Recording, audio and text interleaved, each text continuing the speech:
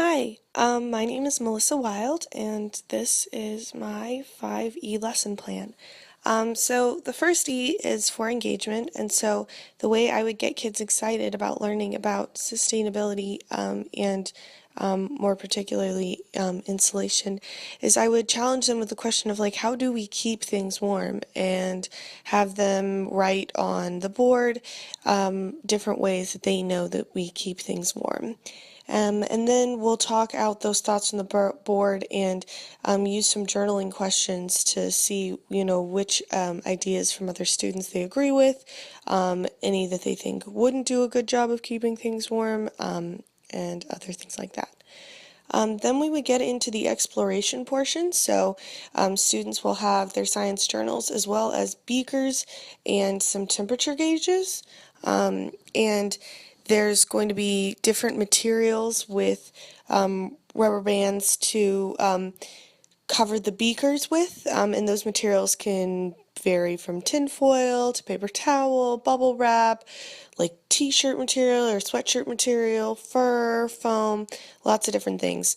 And they before even putting anything on the beakers, they can feel the materials and write down which ones they think might do a better job of keeping the beaker and its contents warm.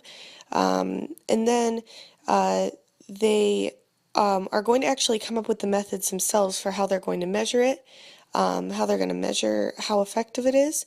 Some students might opt to time the result of like how long it takes to drop a certain amount of degrees. Some might measure by touching the outside or touching the water on the inside. And then they are going to get some warm water into their beaker and actually get to measure it and see which materials do a better or worse job. Once we get into the explanation portion, the students are actually going to jigsaw and get into groups that have like one representative of each experiment group and share what they found and kind of compare their findings.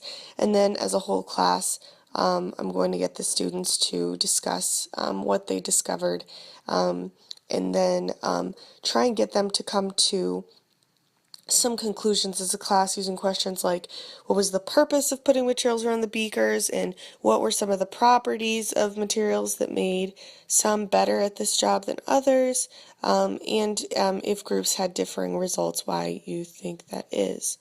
Then I will actually spend some time going into further explanation in the elaboration section, that things that are insulated trap a lot of air between the cold outside and the warm inside, and then we'll go back through the materials and categorize them by the amount of trapped air, and hopefully they should realize that for the most part the insulation quality correlates with the amount of air trapped inside. The new vocabulary I'll introduce in this point is insulation and insulators, and then we'll look at how it applies to the real world and how a good insulator can be more expensive to install in a house, or might make a jacket more expensive, but in the end it will do a better job and save you money and from being cold.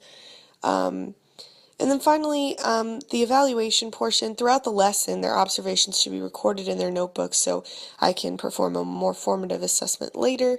But at the end of the lesson, students will make an advertisement, like a little mini poster for one of the materials, and advertise why it would do a better job at keeping something warm than object, a house, or you. And then those will be put up in the hallway for the rest of the school to see. All right, well, thank you for listening to my lesson.